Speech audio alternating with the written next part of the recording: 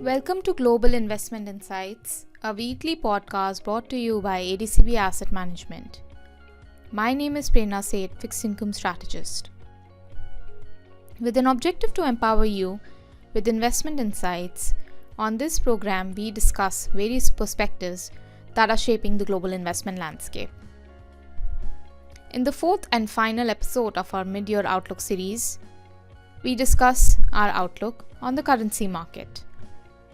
The US dollar fell, but only marginally, in the first half of this year, despite witnessing two episodes of increased market volatility and deterioration in risk sentiment.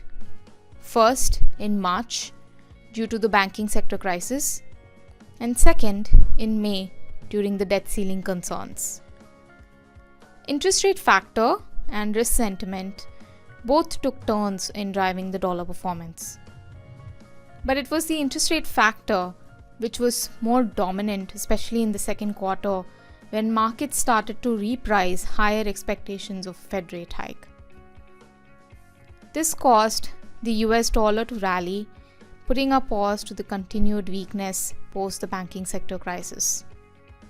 The strong relation with the interest rate differentials was explained by upbeat economic data coming out of US, signaling relative resilience in the US economy. This was particularly evident in June when US economic data started to positively surprise market expectations versus global peers, which experienced downward economic surprises. In the near term, we believe the interest rate factor could still continue to drive the dollar to some extent.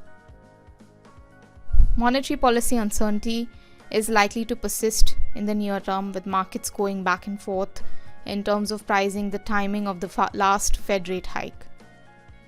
Overall, from interest rate differentials point of view, the US dollar is set to weaken as the other developed market central banks, the ECB and the Bank of England, are slated to raise interest rates more than the Fed. However, we are unlikely to see sharp weakness in the US dollar to the same degree or magnitude that we've seen since September of last year, which could only happen in the event of slowing US outperformance versus developed market peers and continued slowing inflation or possibly disinflation, prompting a dovish Fed reaction. While the US dollar is likely to remain weak, considering where we are in the phase of the Fed tightening cycle, we could still witness episodes of brief US dollar strength.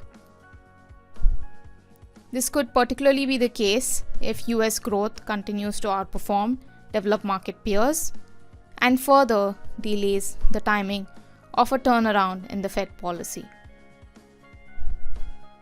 As always, thank you so much for listening to our podcast. We hope you find it useful. If you do, please share it with your family, friends, and colleagues. For more information, please reach out to your contact at ADCB. You can also log in to our website www.adcbam.com.